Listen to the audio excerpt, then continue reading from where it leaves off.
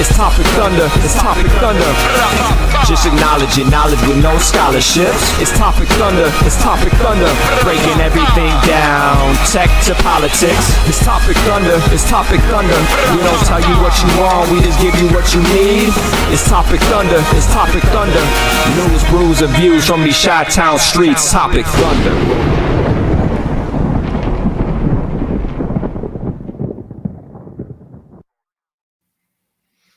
Good evening, ladies, gentlemen, our non-binary friends. Welcome to the internet saloon known as Topic Thunder and home to the world's most dangerous chat room, the Thunderdome. Welcome, ladies and gentlemen, to this little slice of the internet where we kind of we volley about topics.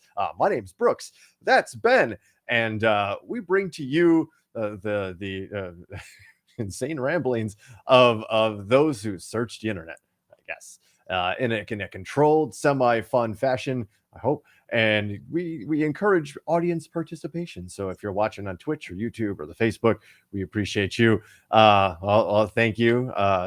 Thank you, Courtney. Apparently it got out. But yeah, it was a fun story, Ben. I turned 46 over the weekend.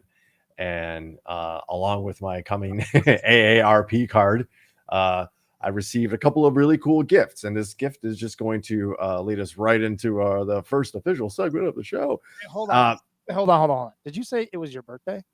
It was. Happy birthday, Mike Brooks. Kevin, he remembered. That's Kevin Connolly, legendary voice actor, ladies and gentlemen. Kevin remembered. That's very cool. Also, probably the single one of the single coolest birthday gifts I've ever gotten. So shout out to Lockport Joe for that one. But yeah, so wife of Supreme. Wife of Supreme. They came over. We had the Billy Whack and his lovely bride and CM Venom all kind of came over to celebrate, eat, drink, and be merry. And wife of Supreme brought a couple of her favorite things, as she called it, and they're little like canning jars. Now this one is a brown liquid, which we all know I quite enjoy, and this is a favorite bourbon of hers. It's the Journeyman Featherbone bourbon whiskey, and if you go to their website, Journeyman Distillery, their description is. It's a classically American whiskey featherbone bourbon. It's manufactured in Michigan. It was a revolutionary product. I don't know, the Featherbone, I guess, was manufactured by Three Oaks and E.K. Warren, a staunch prohibitionist. Because remember, prohibitionist. Sorry, remember, alcohol was illegal in this country at one time, right? Correct. Yes. So yeah, I don't know too much about You're drinking some bootleg stuff right now. I'm drinking some good stuff, apparently. Well aged in like the oak casks and like a nice tradition. All right, it already has that like nice bourbon smell, so it already has like a little sweetness to it in the air. Okay, all right, here goes. I'm drinking a Dr.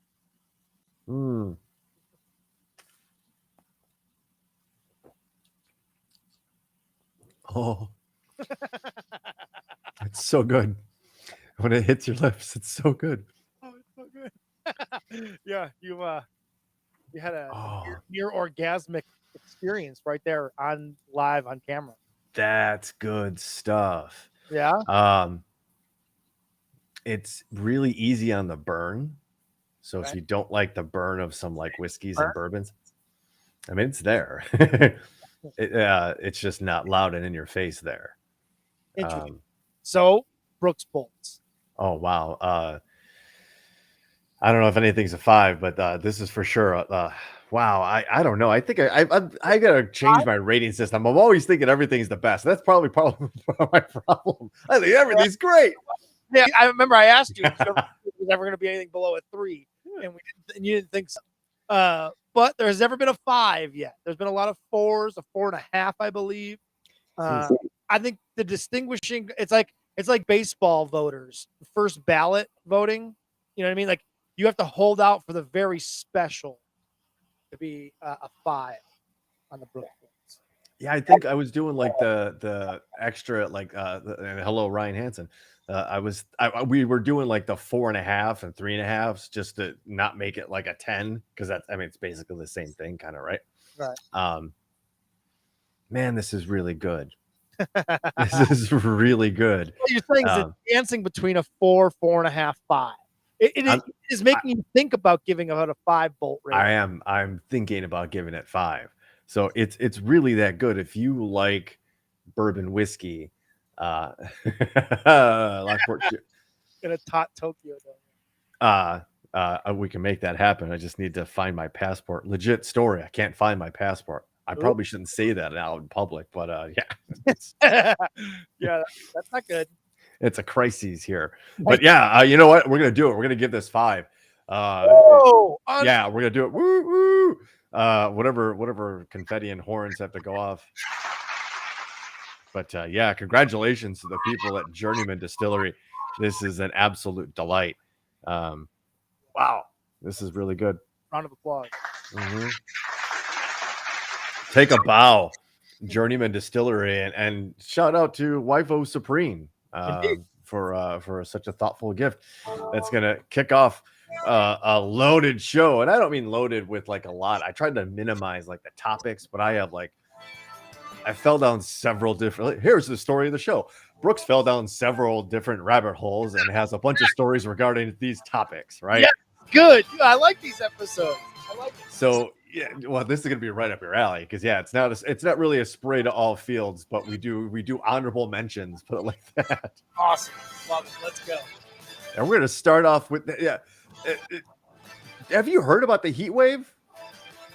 Not here. Yeah, not here. We got problems. I'm not aware of it, but we got problems. We got problems on our own, but nothing like what is going on in Pakistan and India. Have you heard about this? No, not at all. People are saying it's a living hell. And when they tell you surface temperatures are 122 degrees Fahrenheit. Ooh, is that normal? That is, well, I don't think so, man. And neither do these people. And they've been, taking records. Right. This is something that we like keep track of. Yeah, especially when they start. So a staggering, 122 degrees Fahrenheit is 50 degrees Celsius. All right. So just to show you like the incremental differences when they add. I hate that. It is the one thing, like inches to meters, whatever, right? Whatever. It's the temperature thing and the obnoxious difference between the two. Like, it's not even close. So why did who came up with that? Why? And it baffles me. Like, why is there such a large difference between the two?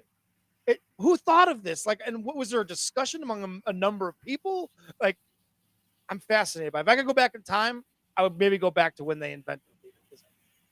So you're talking about the metric system versus the empirical system, right? Rabbit hole number 1 for the show, folks, which is a whole can of worms in and of itself, right? So it was almost a specific set of measurements to step away from traditional British measurement. So it was literally like, well, we could do it. It's out of spite. It was made out of spite. Ultimately. In so many words, I'm crudely bringing this subject. But yeah, it wasn't like this system existed outside of colonial United States. I believe. I could be wrong, but that was my crude understanding of that. Again, I don't know everything. The measurement system and the degrees in the temperature system was both created here in America. No one else uses it. It's unique to us. Maybe I've been misinformed my whole life. Yeah, for the most part, the rest of the world uses this for sure. I think there's spot countries here and there that may, and they are tied to our own colonial and colonist history. But for the most part, yeah, it's such an American thing to be like, you know what? Fuck you guys. We're gonna start our own one, and it's gonna be radically different from yours. Fuck off. It's that scene from the name, it's Futurama, where Bender's like, we'll have our own party with strippers and poker. It's the same thing, right? It is petty because it it makes things weird. And we're just trying to talk about how fucking hot it is in India and Pakistan right now. And it's literally drying up lakes, reservoirs. People can't work during the day. So they have to go to, it's an incredible, probably, I'm not plugged into CNN, Fox News on the TV, anything like that. I don't really watch a whole lot of TV news, so I don't know if this is being broadcast out there. This is insane. What is going on? It is not good. This is the type of stuff, and this is our weekly dose of the planet is trying to kill us. I didn't. Oh, that's another story. You know what I'm saying? This is the Earth. I mean, this is the planet reacting to. I mean, shit is like this is just going to get worse and worse and worse as we hear more and more and more. The story from The Guardian starts to bring it to like, well, okay, it's India, Pakistan. Who cares, right? The crop devastation alone that they're talking about, compounded with what's going on in Russia and Ukraine, is going to have a severe impact on the whole food chain, not just the food chain, the food supply chain. Because there's not that now where everyone is very familiar with supply chains and what interruptions in supply chains due to the prices of things, right? They're talking about fruit, vegetables, grain, all of those things you need to like have animals and feed animals for livestock to turn that into meat, to all of that, right? To bread, all of those things, let alone the economic and unfortunate like human impact on all these things. Right. But again, you know, most of the world is going, look at this. This is terrible. Look at this climate impact. And we're just kind of sitting back like the bratty teenagers we are on the world stage, sitting back going, not convinced yet. Right. Not convinced yet. Like, what more do you fucking need to know? This is from the World Meteorological Organization, part of the UN. The maximum temperature is over 40 Celsius. And right now it's at least 4.5 Celsius degrees above normal. So it's already like above normal right now. This was, I don't know, I can't see the date on this. This was on the 30th. It was 120 degrees in Jacobabad, Pakistan. We're talking like all day. Days of this. What's the big deal? Who cares? We're fine here. We don't have those issues. Our power grid will last because they've got rolling power grid issues too. They can't produce enough electricity to meet demand, right? Right. Everybody's got their air conditioning and fans. Everybody here and most people here in America that have any kind of voting or financial influence, and just be like, just turn the air up a little bit, turn the heat up a little bit, turn it down, open the window. We're fine. We're good, right? How does their suck affect mine? Right. Welcome to Topic Thunder. This is from the Stony Brook University. This is another one of those fancy stories that we don't have a whole. Well, actually, it's not. It's pretty well done. There's a bunch of very, very well digested and explained paragraphs. But modeling study projects the 21st century droughts will increase human migration. What does that mean? That means in these places that are getting inhabitably hot, those people have to go somewhere. They're going to move, right? That's the story. That's our ancestral story. We found some place that was cool, that we were able to survive, thrive, build something, and it got really shitty for whatever reason, and we moved on. Exactly, until it was no longer inhabitable. So what are you going to do? And how many people reside in India and Pakistan these days? Is it like Holland or Sweden, where it's, it's not a lot. I mean, it's a lot of people, but not a lot of people, right? I mean, Pakistan and India, what's the population of those places? It's like, it's nothing, right? I'm being sarcastic. Like, yeah, right. It's almost like 2 billion, I'll bet. We're talking about the most populated places on the planet. India might be the most populated place on the entire planet. Now, if where those people live becomes uninhabitable, what the fuck are we gonna do? Because it's a problem for everybody. What are they? There's gonna be a billion people lined up at borders all over the world. They're estimating that in the coming years, drought-induced migration will increase 200% and could go as high as 500% if world leaders fail to cooperate on climate mitigation measures. Now, okay, we already have a problem at our borders, right?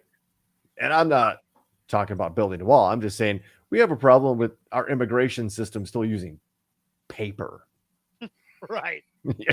What? And staff being grossly understaffed. Probably still using fax machines and not being able to get real-time data when making a decision on whether to allow somebody into the country and for what reason, right? The whole immigration system is broken in and of itself.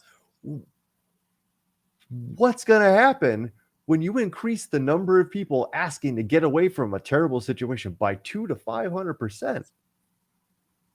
It's going to be awful. It's going to cause a military response. Yep. If not a civilian one. Yeah, it's going to be crazy. What are we going to do? And combine that on the idea that we're going to have a homelessness problem in this country with the evictions that are about to start coming. And we've talked about this before, what that's going to do for people's ability to rent again. And if you can't rent again and you can't buy a home, where do you live? Where exactly do you live? So we're creating our own problem. Then you're going to dump billions with a B, billions of people into these different places on Earth that are already somewhat overpopulated and have homelessness problems.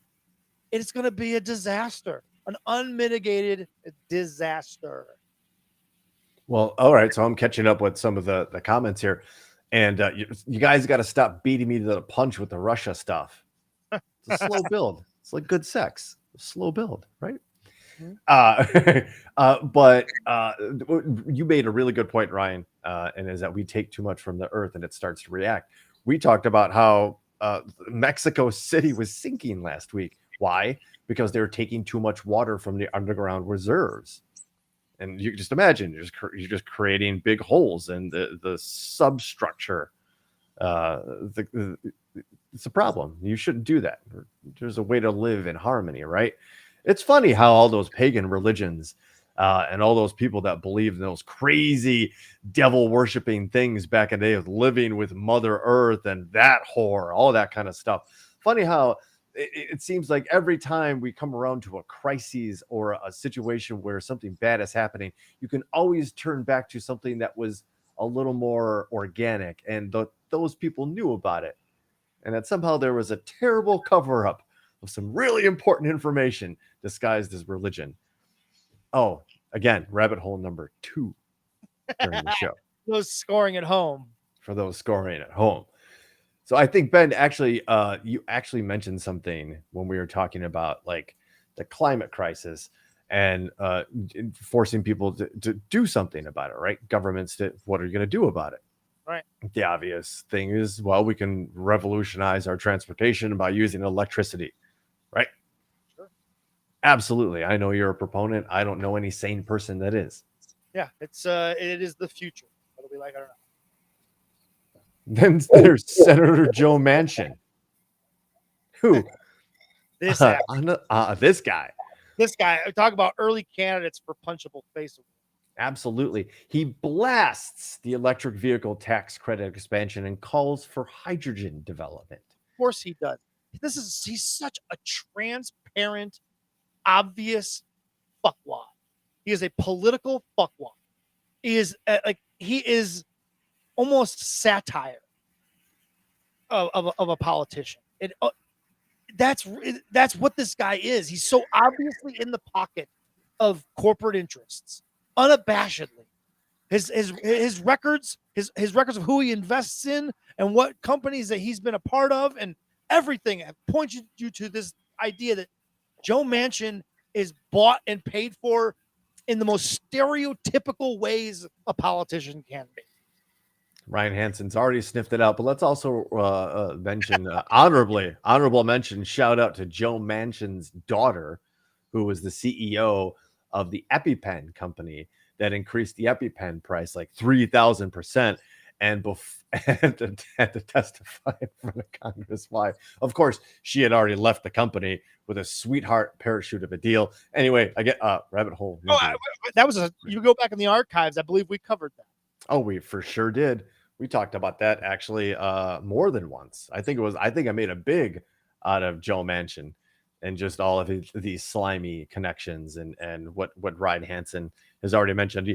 Ryan Hansen bets that he has stocks in hydrogen. You're probably not wrong. So when I saw this headline, I thought everything you did, man. Like, wow. I immediately just went right to douchebag. Like, just what a douchebag. And then I read the story. Now, you're right, Mr. Hansen. Mentioned this is from the story from onlineev.com.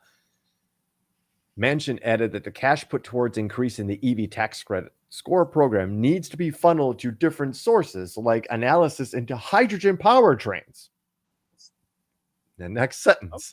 Okay. Manchin is a member of the West Virginia Hydrogen Hub Coalition, which welcomes Speaker of the Home Roger Hanshaw, President of the Senate Craig Blair, Senate Majority Chief Stephen Baldwin, and Home Minority Chief Doug Scaff to the group yesterday.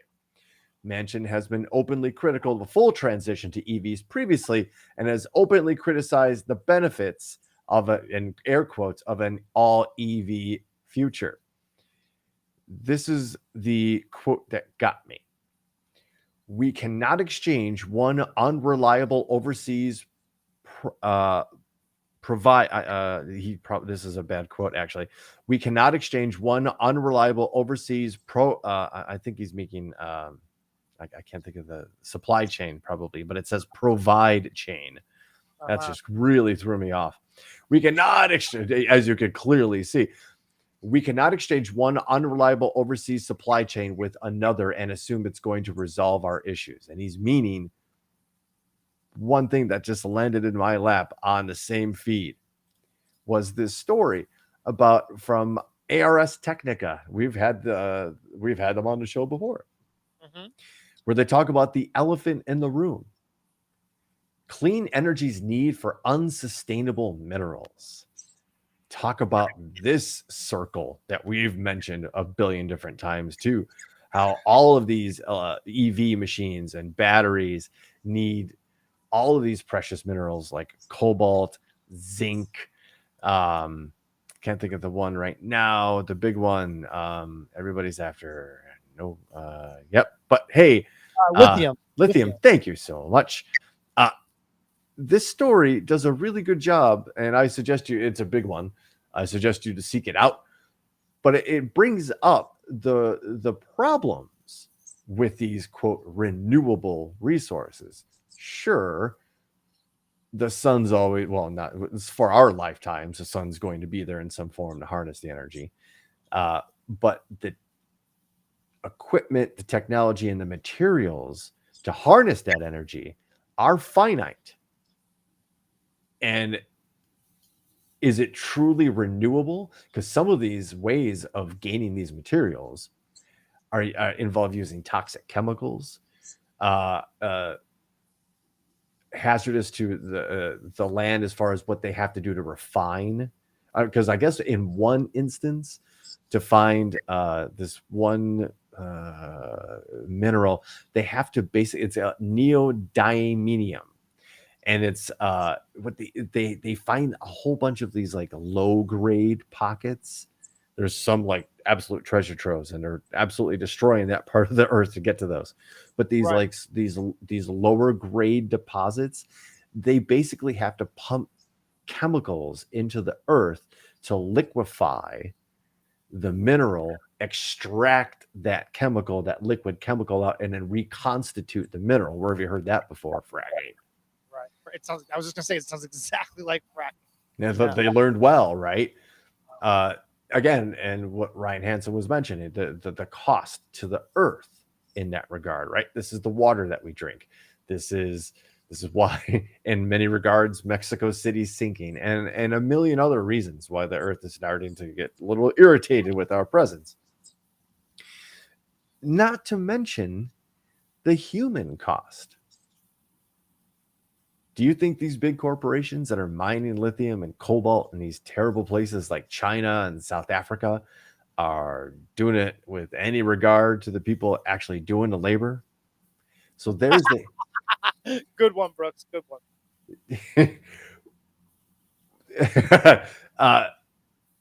The idea that we have these renewable resources without any kind of concern or cost needs to be heeded. So in that regard, I'm going to give Joe Manchin some points for wanting to diversify. For everything I've read about the hydrogen thing, it's a bigger, like loftier goal than getting everybody on electric. And it's also basically putting a bomb inside a moving vehicle, because if that tank explodes, that's a problem. Yeah, that's they gotta come to grips with that first, right? And I don't know how you Map. make it with that stuff you make the black boxes out of for airplanes or something, whatever you got to do. But I solve that. He's on board with the idea of the powertrains and using it for, for public transportation like that. That's, at least he's somewhat forward thinking in that sense. He's still a douchebag. Absolutely.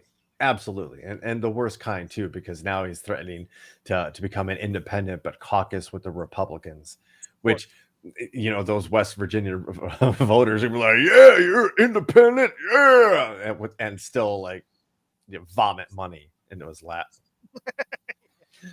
But the idea, yeah, and hydrogen, I again, I'm not a scientist, but I think hydrogen needs to be kept really cold in that state. I think there's a lot of reasons why we don't use it already, right? Like they've probably looked into it pretty hard, because I believe it's got to be I don't know what it takes to produce hydrogen or whatnot, but it's got to be cheaper than pulling it out of the ground. You know what I mean? So it's out there. I mean, it's water basically. Right. So it would be there would be some sort of reaction, I guess, with like salt water, or they could also do something like that. But okay, so you've seen how much energy, thought, money, time they've put into nuclear fission, and they haven't been able to get that anywhere close to right. I agree with the idea that we need to be very careful about what we extract and how much we extract and what we do to the earth. Absolutely. There's probably ways to make these things in a more expensive fashion in a laboratory, which is what should be done. Synthetically. We don't need to haul all the cobalt out of the earth. Mother Earth's going to be pissed. We could probably make something similar in a lab, but that's not cheap, right? And it goes against the idea that like we just need to make money. It's a problem. That's the problem, right? Yeah. No. Speaking of digging in the ground, Ben, we're gonna talk now. Now we're talking. Now we're talking like fun stuff. Now he's really gonna scare us with some bullshit. Just a little bit. I'm gonna tell you about evidence of an ancient, massive solar storm. Oh, there it is. There it is. The natural disaster catastrophe that's going to possibly kill us all this week on Topic Thunder. I think if I ever checked in at a hotel in drag, which could be in the next 6 months. Please get a picture of that. Oh, please. It would happen too. Absolutely.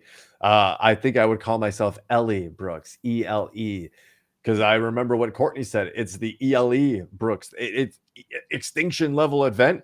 I don't know if this would qualify as extinction level for our society. This level of a storm that happened around 71, 76 BC would have just about wiped out every piece of electronics in at least the entire, I believe, northern hemisphere. Well, I feel like this segment needs its own music. I could do something like we can figure something out. Yeah, sort of like doom and gloom type of tone to it. Can we do doom metal, like some like gothic doom like metal? It's time for Brooks ELE of the week.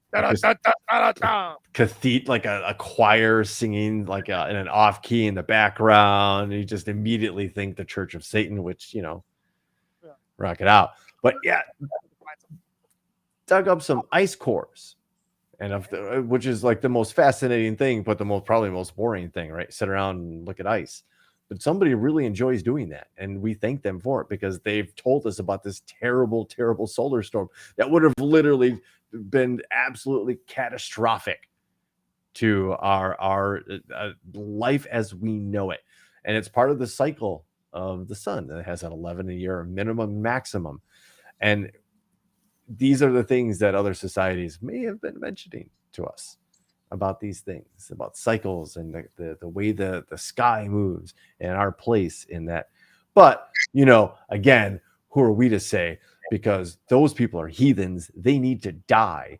And we need to take all of their gold, bring it back to where we live, and make sure that we carve up all of anything that reminds them of what they used to believe, and just let them know that we know what's best and we know what happens when you die. Our way or the highway. and by the way, here's syphilis. Don't ever tell you we gave you nothing. No name. Oh, by the way, here's syphilis. So, all right, you beat me to the Russia punch, but you didn't beat me to this story. This is actually confirmed several different sources, but I went with a military-related site. This is from USNI News. Hold on, let me get this up. Give me a second to get this up on the screen because I don't want to blow it. It's worth seeing and unveiling it. Ready? Because Russia is using trained Navy dolphins to protect their Black Sea naval base. Satellite photos show this. This totally could have been a lightning round story. Thought about it, but I wanted to go in a different direction with this one too. So Russia has deployed trained dolphins during an invasion of Ukraine to protect a Black Sea naval base, the USNI News has learned. Russian Navy has placed 2 dolphin pens at the entrance to the Sevastopol harbor, sheltered just inside a seawall. The pens were moved there in February, around the time of the invasion of Ukraine, according to a review of satellite imagery. The harbor is the Russian Navy's most significant naval base in the Black Sea. The Dolphins may be tasked with counter-diver operations, a traditional role for both U.S. and Russia have trained maritime and mammals for. U.S. too. We've done this too. How crazy is that? Yeah. A traditional role that both U.S. and Russia have trained marine mammals for. Counter-diver operations. Inside the port, many high-value Russian Navy ships are out of range of Ukrainian missiles, but vulnerable to undersea sabotage, according to satellite photos. During the Cold War, the Soviet Navy developed several marine mammal programs, including dolphin training in the Black Sea. The unit was based at a military base that I'm not about to pronounce, near the name of the harbor, which I really don't want to pronounce again either. But it's still there today. With the collapse of the Soviet Union in 1991, the unit transitioned to the Ukrainian military. Although there were attempts to keep it operational, it barely stayed open. With Russia's 2014 annexation of Crimea, the unit came under Russian Navy control. Subsequently, the marine mammal programs have been expanded and returned to operation service. Russia is using dolphins. And we're using them too, right? Could you imagine? You're a Navy diver.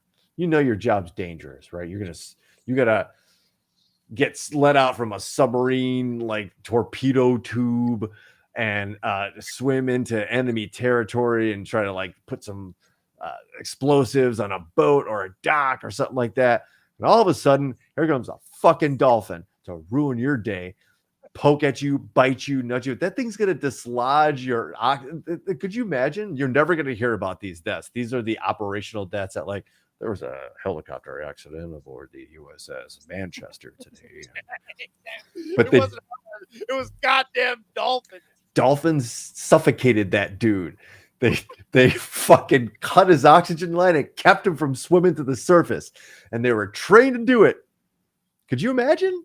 They're smart enough, and you can make them angry enough, I guess, that they hate people so much that they know, like, I know that tank doesn't. Yeah, I know you don't really belong here, pal. And guess what? Those people have been treating me like shit, so it's coming out on you. And I get sardines from some Russian handler when I return your patch from your shoulder or whatever. Oh, Yeah, I got to snort. I'll live it. trained dolphins, amazing. That's where we're at. No, we're not. We told you it ain't gonna be boots on the ground in this war. It's gonna be dolphins. We're gonna have our dolphins fight their dolphins in the middle of the sea for supremacy. It's funny because there's a story later on that I'm going to mention the WWF.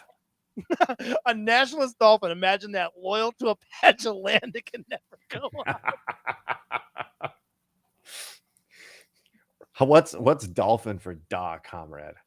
Is that 3 squeaks high and low, or high low, high low? The most dangerous chat room is on fire. It's on live tonight.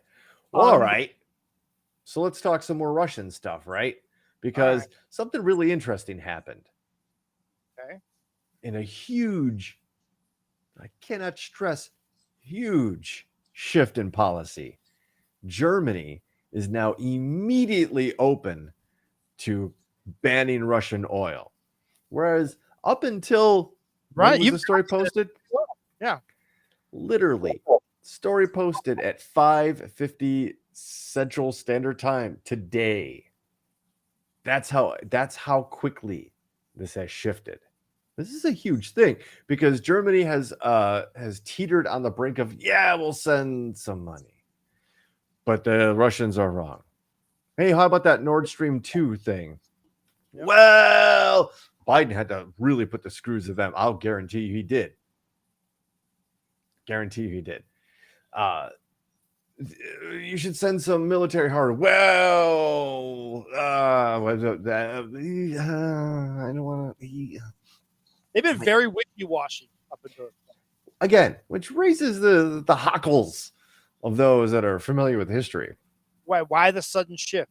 Why the sudden shift? That's a really good question. And I'm going to present an answer later on in the big. So stay tuned, ladies and gentlemen. But we're getting better at this. I love it, right? Let's move on to something else. Let's move on to something positive. Well, I want to know what I like to bring to the table, the things that the good that science is doing for us, right? It's a driving force of the show at one point. Here's a story from Forbes, so it has to be true. Headline: this AI-designed enzyme can devour plastic trash in hours. What? Scientists have developed a new enzyme variant that can completely break down waste plastic in under 24 hours, raising hopes that biological processes could provide a route to addressing perhaps part of the world's mounting plastic crisis. We do have one of those. That is definitely a thing. We kind of do, and we don't hear enough about it. That's why we're going to bring this a little bit to light. Researcher at the University of Texas at Austin, your neck of the nape down there, announced Thursday that they have used AI to successfully engineer a type of enzyme called a hydrolase that can break down the PET plastic into its component molecules. These materials can then be reformed into new products. And they go on to talk about creating what they call a circular economy, which means once they get something, they create something that it's continually reused for that purpose. So think like you're never throwing away your plastic shopping bags. You're putting them in that recycle that, we do it at Target. They have a big thing. Like you just drop them off there and they're going to recycle them. But that's part of this circular economy idea, right? Part of the idea behind them trying to find alternate methods of non-oil based energy. This circular economy, something that can replenish itself without taking anything else. Really interesting, right? Because this is insane. We, as human beings, put 400 million tons of plastic into the earth every year. Whoa. Hit me with that number one more time. I'll be happy to. One more time. 400 100 million tons, and that's tons without the E, so it's That's a the lot. empirical system Yes. of it's a lot. plastic is being disposed every year. Less than 10% of the world's plastic, again, this is from Forbes, 10% less than is recycled. That gets everywhere. Mhm. And let me reference a story from our good friends at The Guardian, Yeah, this is fucking frightening. because microplastics have been found in human blood for the first time. The discovery shows that particles can travel around the body and lodge in organs. So these microplastics have been detected in blood for the first time. Scientists finding the tiny particles in almost 80% of the people tested. The discovery shows that the particles can travel around the body and may lodge in organs. The impact on health is as yet unknown. Ben, what's the over under on this being good for you? Well, it's under for sure. And a former broadcast partner of mine brought this up many years ago. The idea of microplastics and the amount of plastic that we use, and this idea that when we microwave plastic, when you have leftovers and you microwave plastic, and how it leaves that stain. If you have spaghetti, it leaves a stain in the Tupperware. There are not only he, but there are other people that believe that there is something to it, and this just furthers that idea that there is something to it. Like, this can't be good, and it has to be because of our use and consumption of so many things in plastic containers. It has to come from that. You're absolutely right. And to answer some questions in the chat room, that article that I was referencing from Forbes goes on to describe the ginormous plastic monster that goes on to be formed once the enzymes have leached sufficient. No, I'm just kidding. Something I thought about too. Or Brooks ELE. Yeah, another one, just a big plastic monster. Think the size of like the Statue of Liberty. Yeah, it is knocking over the Statue of Liberty and crushing New York. Just swatting buildings, just angry plastic. Just had enough. It's had enough. Yeah. No, it was a thought that I had too. It breaks the plastic down to like its component parts. So like, what are you gonna do? Just like put it in a landfill, and now it's liquefying all these plastics to these probably equally horrifying component parts. Yeah, they didn't have any answers for that. I just wanted to bring the cool idea to light, because the first story I found was actually this Guardian one about the microplastics. So you might ask yourself, well, okay, well how much? Because the story in the Guardian goes on to talk about the study, but I read most of it, and I was still like, wait, nobody's telling me how much plastic. Is that, if you're counting at home, that's the third rabbit hole. It was absolutely, I might have actually fourth. Maybe third or fourth at least. We may have the fourth. This is another rabbit hole. Absolutely. Because I was like, well, how much? I mean, what are we talking about? Am I getting oh my God, dude.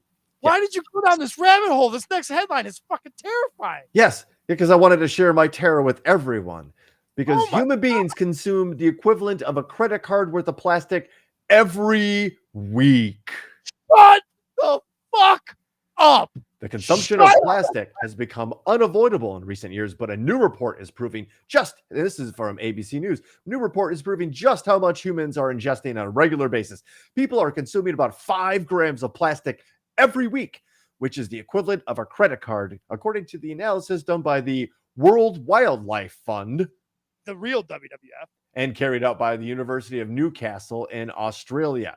This equates to about 21 grams of plastic per month and just over 250 grams per year, the report states.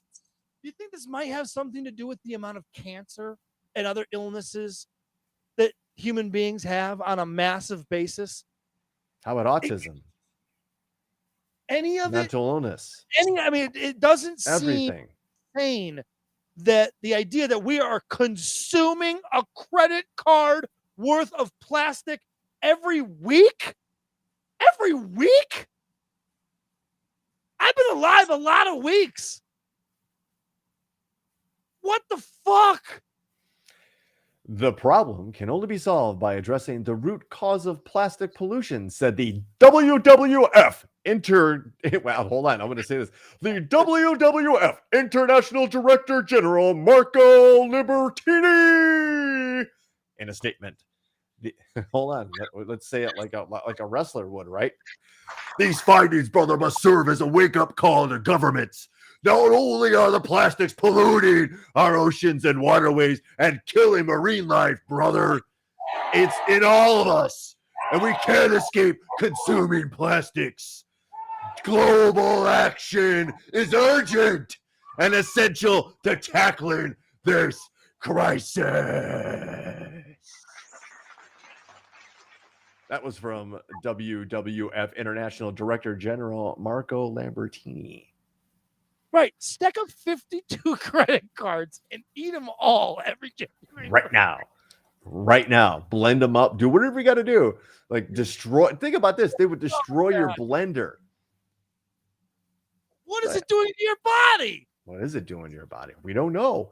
In a vastly underknown situation, we're ingesting a fairly decent amount of something that we could probably on the surface say is absolutely horrific for us. Well, we really don't know what it's doing. Might be the most terrifying episode of Topic Thunder yet. Thank you. That I take to heart as a compliment. Something to follow it up, because, well, what happens when nature decides you fucked around? Now you got to find out. This was also sent in by a longtime news observer, tipped in Moscow, in a video that shows what happens when you get too close to a bison. Yeah, and why would you want to do that? But you'll very quickly find out why you don't want to do it. Check this.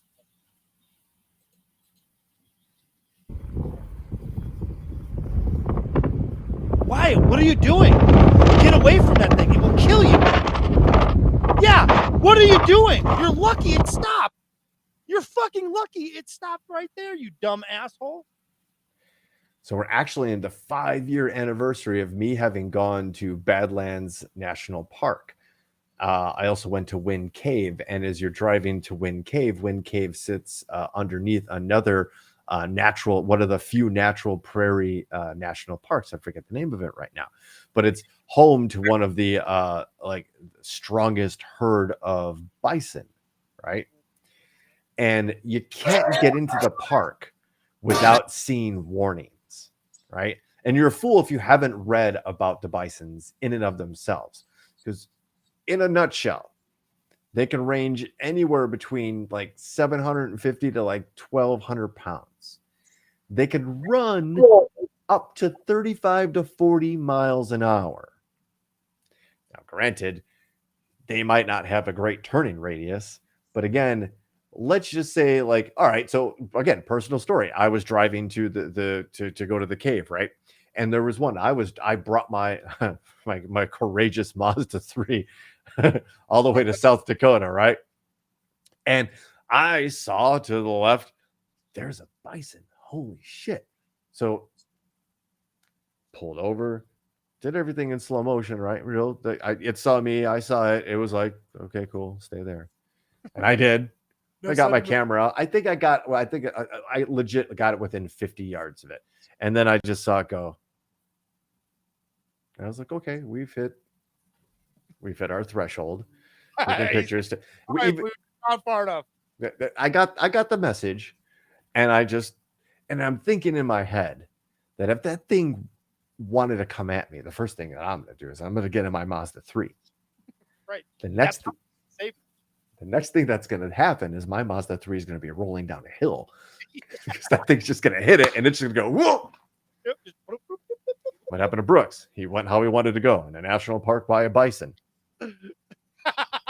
Is that how you want to go? Is that something? I want it to be something like, I want it to be on brand. I'm not exactly sure how that is. Brand, I love. I just want it to be on brand, just something that wouldn't catch anybody by surprise, but would bemuse somebody if they really knew me. Like, yeah, that he was happy. So, again, continue my obsession. One more story before we get to that big I teased you about. Continue my obsession with TikTok basketball videos. Yeah. There we go. I think I've got the echo.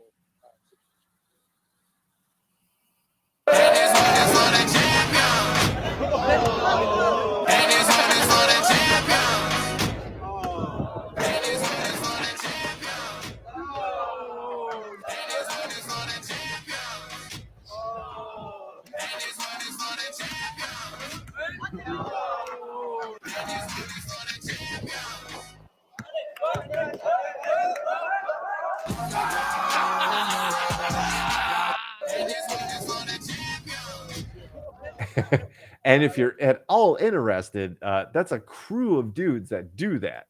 Like the multiple videos of them going around, and some people what they consider to be a basketball shot is actually pretty entertaining. So it's good stuff, something to check out. But I promised you something, and I teased it as to why Germany may have made this sudden left turn. That's what we reserved this segment we call the Big Four, to kind of this further stretch out something, right? Let me bring you and your attention to a story that it's almost a week old now. That a federal informant's body was found on a high school campus. This was weird. A man believed to have worked with federal authorities to investigate the activities of Deutsche Bank and its ties with former President Donald Trump was found dead on an El Sereno High School's campus on Monday. A cleaning crew found the body of Valentin Broox. Please remember that name. 45, self-described as a comically terrible spy. I guess this is what happens at comically terrible spies. And around 6:40 a.m., they found his body. He was declared dead. Comically terrible spy is like, you couldn't be called anything worse. That's like the worst classification for a spy, right? Like, that's the lowest level you could be, is comically terrible. Like, could you imagine, like, all right, like your boss comes up to you and like, hey, we saw your LinkedIn, and we're gonna play your desk duty is probably better suited for you. Yeah, it says you're comically terrible. Yeah, it's like, I didn't read that in your reports. Would you kind of care to explain? Anyway, this dude's dead and apparently took his own life. Okay, let me, and I don't know where this is going, but let me just ask you this real quick. Please. If that story, if he was investigating activities in the Deutsche Bank and its ties with former President Bill Clinton, would there be people that would look at this story a little bit differently, and maybe it would have gotten a little bit more attention from people if it was a different president? Absolutely. Absolutely it would. It was just Clinton wasn't sloppy like a motherfucker. Right. That's all. Hey, I'll call it the way I see it. At least you didn't know and they couldn't pin it to him. But this is just either you don't care about getting caught or you're not that good. Ryan Hansen with a great question. Did he stab himself and jump out the window? Well, as of yet, and I looked for an update, but as of yet now, the cause of death has not been released. Pending stabbed himself and ran to a high school football. So he's been gone for almost a year, actually. He was last seen driving a red Mini Cooper on April 6, 2021 in Griffith Park on Riverside Drive. Although he had gone missing, his Twitter account remained active. Friends and journalists claim he stayed in contact with them during his disappearance, with forensic news investigative journalist Scott Stedman tweeting that he last spoke with the man in January. Stedman wrote that Broox had given him Deutsche Bank's documents that highlighted the bank's deep Russia connections. Oh. Now, the story. Russia connections, Trump connections. Yeah. And this is all adding up to go one direction, right? It goes another. And this is from a friend of Mr. Broox. It's very sad. I don't suspect foul play. Val struggled with drugs on and off, waiting on further info. The New York Times reporter David Enright said that Brooks helped the FBI in its probe into the financial institution, and also wrote that Brooks struggled with drug abuse and would often conjure far-fetched theories while bending the truth. Never. Stedman said that Brooks father had committed suicide in 2014, which haunted the 45-year-old. Oh, that's incredibly sad. Okay. All right. Okay. Brooks, who was also subpoenaed by the House Intelligence Committee during its probe into Trump and the bank, reportedly offered hundreds of documents to federal investigators and journalists who were looking for ties between Deutsche Bank and Trump. The documents were left behind by his stepfather, William, who was an executive for the bank. He's the one that committed suicide in 2014. So, right click, highlight, search William Brooks. Here's a Reuters headline from June 6th, 2019. Former Deutsche Bank CEO, co-CEO included in Cum-Ex probe. Believe that when I see a story that has the words Cum-Ex, what? I'm reading the goddamn story. Pardon my French. This is from Reuters. And again, the date, June 6, 2019. German prosecutors are probing former Deutsche Bank co-chief executive Anshu Jain, remember that name, and 78 other current and former bank officials as part of an investigation into a dividend tax stripping scheme. German daily Handelsblatt reported on Friday. Investigators suspect managers at Deutsche and other banks of helping to exploit a loophole which allowed two parties to claim ownership of the same shares, making it possible to claim dividend tax rebates running to billions of euros. The scheme, called Cum-Ex, involved several other global banks. The Cologne's prosecutor office is also probing Garth Richte, head of Deutsche Bank's investment banking arm, and as part of the investigation, Süddeutsche Zeitung, no, that's French, Zeitung, reported on Thursday. That's a dude's name. Süddeutsche Zeitung reported on Thursday, citing unnamed sources. Richte, through a Deutsche Bank spokesman, declined to comment. Everybody they reached out to, ex-CEOs, ex-executives, this guy, Anshu Jain, all refused to comment about this back in 2019. The Cologne prosecutor could not be reached for comment. Oddly, though, the story keeps going, right? As it always does. And I actually read this one beginning to end. They're claiming that not only was this tax thing going on, but there's a little link to a possible money laundering scheme. Very interesting. Here's another Reuters story. This one was from March 25th of 2014. Ex-Deutsche Bank banker left notes before killing himself. So this is right after. Wait, we're in another rabbit hole, aren't we? We really are, because this is now right after this dude kills himself, shortly after retiring from Deutsche Bank. This William Brooks, who is the father of the guy who opened this segment, who killed himself on the baseball field. So they think he killed himself. We don't know how he died. Well, Brooks, who had close ties to the bank's co-chief executive Anshu Jain, was found hanging in January in his Kensington home by his wife and pronounced dead at the scene. The inquest at London's High Court heard Brooks retired from the bank in February of 2013, but written medical evidence said he was, quote, very anxious that summer about authorities investigating areas of banking where he had worked, without giving further details. However, the last time he was known to see a doctor, in 2013, he had not appeared anxious or depressed, the hearing was told, and a psychologist said Brooks recognized his concerns were due to a state of anxiety rather than reality. Coroner Fiona Wilcox said that there was clear suicidal intent in his notes, but did not give details of their contents. The notes do provide evidence of intention, and I am therefore satisfied that William Brooks did take his own life. Deutsche Bank said in a statement after the inquest. Bill was not under suspicion of wrongdoing in any manner. Uh-huh. Yeah, okay. He just killed himself for no fucking reason. No reason.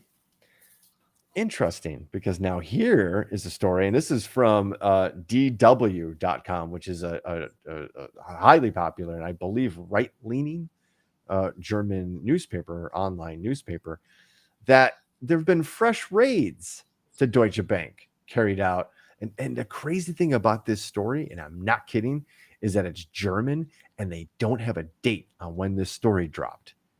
There is no like dateline. It's the craziest thing. I found it absolutely mind blowing that, that somehow that they don't have a date on this. So this fresh round of raids of Deutsche Bank's headquarters. This one apparently was focusing on a specific family that was connected to Syrian President Bashar Assad. Which, okay. if you know, if you're keeping a score here at home, how close that guy is, right? This is going in about Deutsche Bank, and in 2019, Deutsche Bank agreed to pay the U.S. Securities and Exchange Commission fine of $16 million to resolve separate allegations of corrupt dealings in Russia and China. What are we all talking about here? Deutsche Bank has been under suspicion and fined by the U.S. for not only that, but for also the 2008 mortgage scheme. They were like big on buying those fraudulent mortgages, right?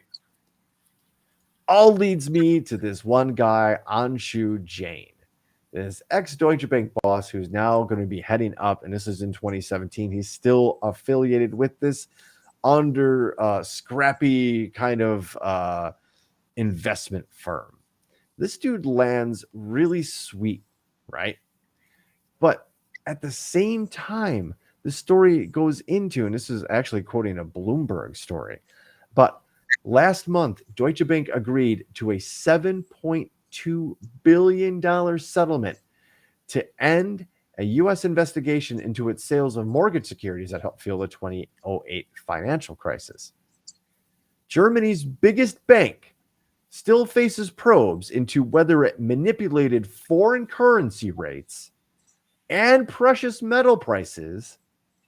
And here's the last part of the sentence.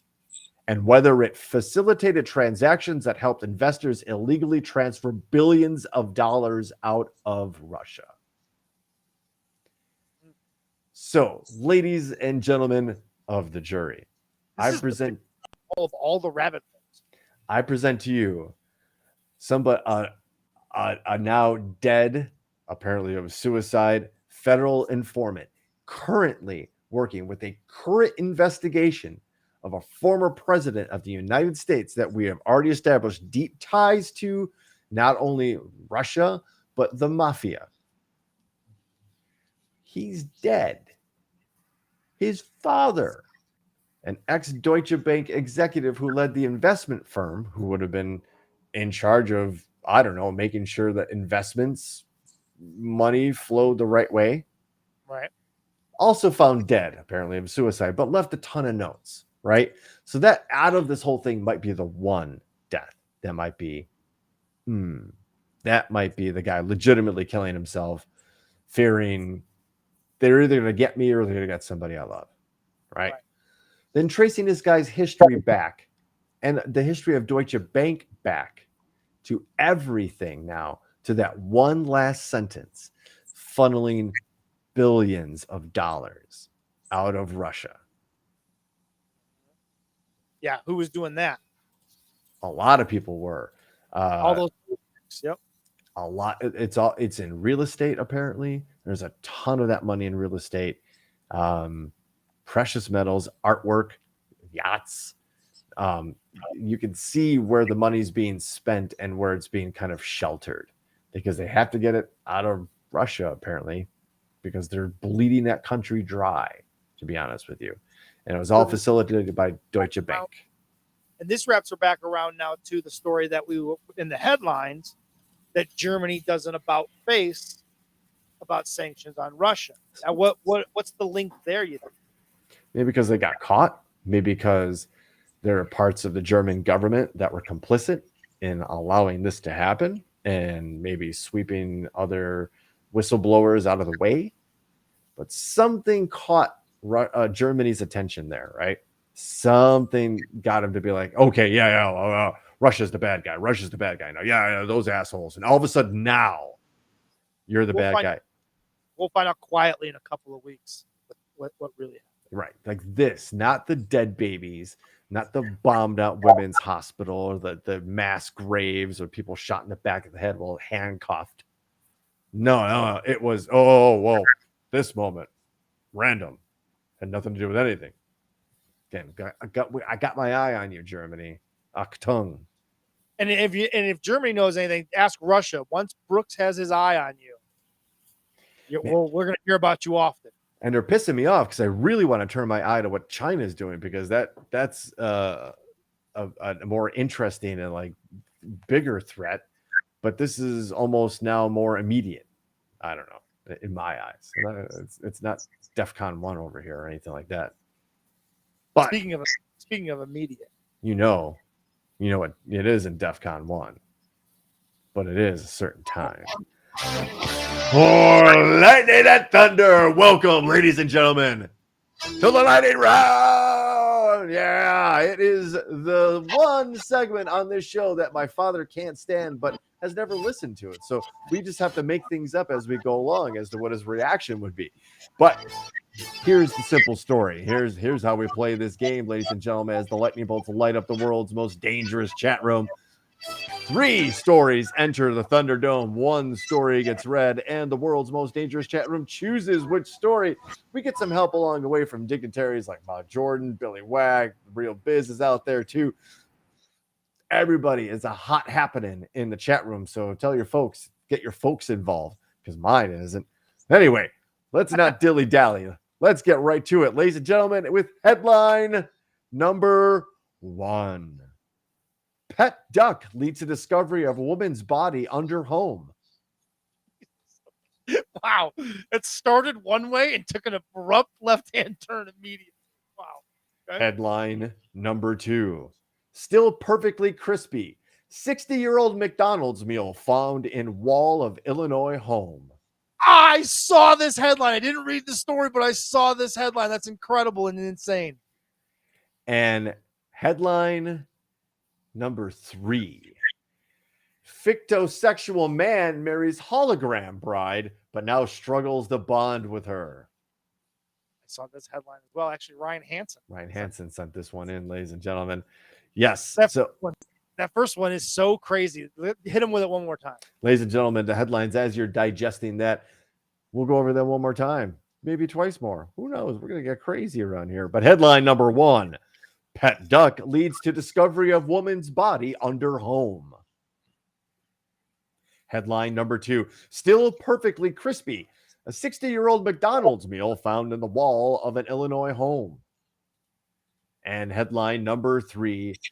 Fictosexual man married hologram bride, but now struggles to bond with her. I'm with Billy Whack on this one. This might be the most difficult lightning round maybe ever. Oh, here we go. We do have headlines here. Hold on. Hold on.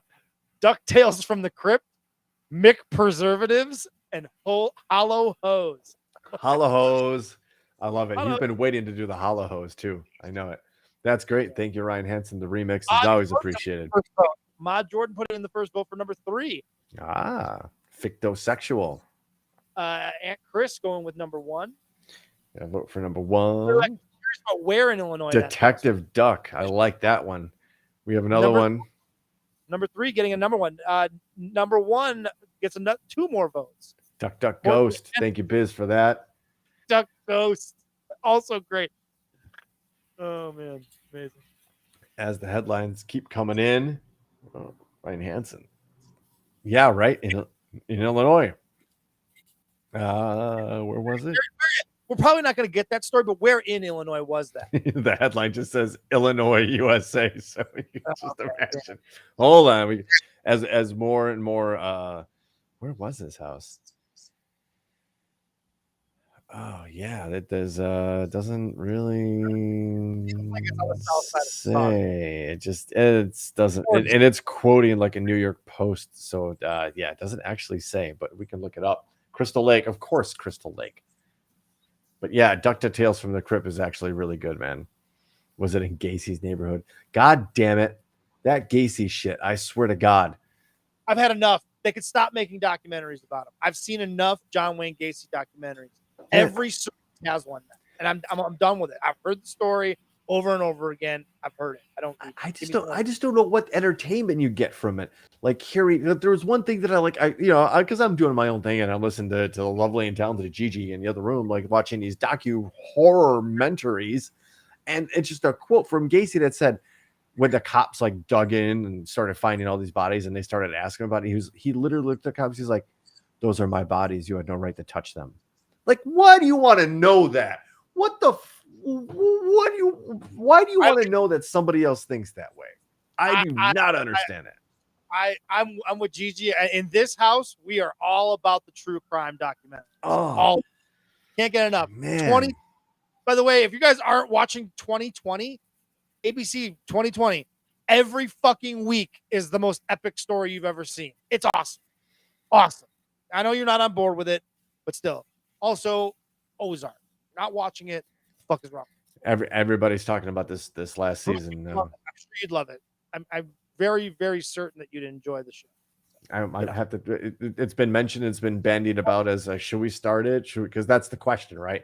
When you have a show that's like 3 or 4 seasons in. Yeah. Have you watched? Do you watch episodic television like that? Did you watch Breaking Bad, for instance? Like that? No, I have not done Breaking Bad. Oh my God, Brooks! I know. I haven't done The Wire either. Oh, I hear that. I hear that's pretty good. Sopranos. I've done Sopranos. Most of Sopranos. Okay, dude, Breaking Bad and Ozark. Like we need to stop the show right here, and you need to go and you need to start it immediately. Go binge. Yeah, make a pot of coffee and go binge. Give up your PTO. Oh man, I wish. All right, so I think we have a winner. We have a winner. Yeah, I think we have a winner. That's story number 1. The headline. This is from ABC 13 News. Buncombe County investigators say pet duck helped locate the body of a murdered woman found on April 14, 2022 at a home in Candler. Angela Wamsley and Mark Barnes are charged with murdering Wamsley's grandmother, Nellie Sullivan. Sullivan, in her 90s, was determined to be missing in 2020. According to the Buncombe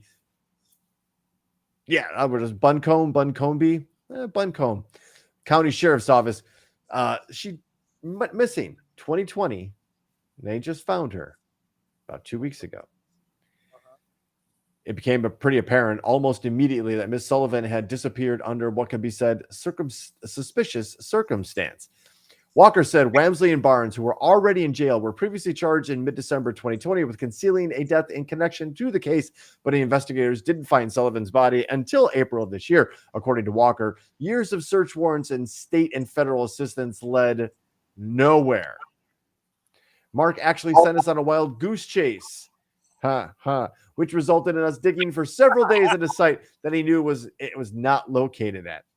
The goose chase, eventually ended, thanks in part to the pet duck. This is a quote from the gosh darn sheriff. Apparently, the duck ran underneath the trailer at 11 Beady-Eyed Lane. 11 Beady-Eyed Lane. And as they were chasing after their pet duck, they ran across the container that Nellie Sullivan was located in. If I could give that duck a medal, I would. Well, do it. You're the fucking sheriff. What the fuck you want? Exactly. You're the duck a medal. Yeah, I want that duck. I think we need to start an online petition right here, right now, to get that duck a medal. Again, I want to reference a sentence earlier in the story. According to Walker, the sheriff who wants and should give a medal to the duck, according to Walker, years of search warrants and state and federal assistance led nowhere until Danger Duck showed up. and pointed out the dead body. Give that fucking duck a medal. Duck medal. Go. Do it. Oh man. That was it. Yeah, the story about the McDonald's. I mean, maybe we'll cover the fictosexual man because I want to know more about what fictosexual is. Race cars, lasers, aeroplanes. It's a doctor. Might solve a mystery or rewrite history. DuckTales. Every day that I've been making DuckTales. Tales of Gary. Deputy Duck. We keep going with this one. The danger lurks behind you. There's a stranger out to find you. If you just grab onto some DuckTales. Every day that I've been making DuckTales. Woo. Tales of Gary, new bad and good DuckTales. DuckTales. Captain Tails, no DuckTales. Give me that black metal version of that song. DuckTales. Oh. Hold on, let me look and see if they've got. Oh, that would be great, actually, and that would be a way to end the show for sure. There is. Death metal DuckTales, really? It says DuckTales the metal cover. Hold on. Oh yeah, we gotta hit this. Gotta throw up the horn. Yeah.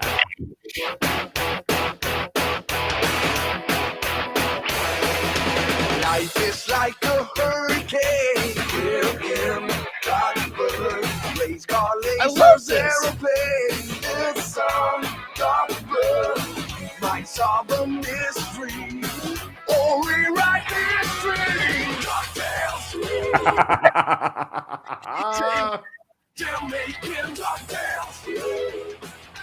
Tales of daring, do bad and good DuckTales.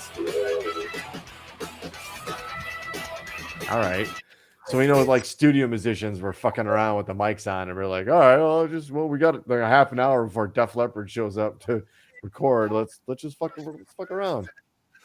The worst of messes become successes. DuckTales. Every day we're out there making DuckTales. Tales of daring, do bad and good DuckTales. All right. Well, that exists, and it's just the power of the internet. Just think about what we just did and try to explain it to somebody 50 years ago that we thought about a song that may or may not have been real and just clicked away at this weird piece of plastic that's killing us. And we got it Every day. Metal DuckTales. Well, ladies and gentlemen, that was Topic Thunder for this fine week here in May, the 1st of May. So thanks for joining us. We hope you enjoyed the show. I know we had fun having it with you. Thanks for participating in the world's most dangerous chat room. Unbelievable. Kudos to you all. You guys were on fire tonight. Thanks. Always good stuff. Thank you, Ben, for doing all that you do, running the show behind the scenes, and your always insightful commentary. And hey, why not? Again, just a big, well, it's my birthday. So, thanks to my mom and dad, because without them, there's no show that Dan still doesn't listen to. Bye-bye. Happy birthday, Mike.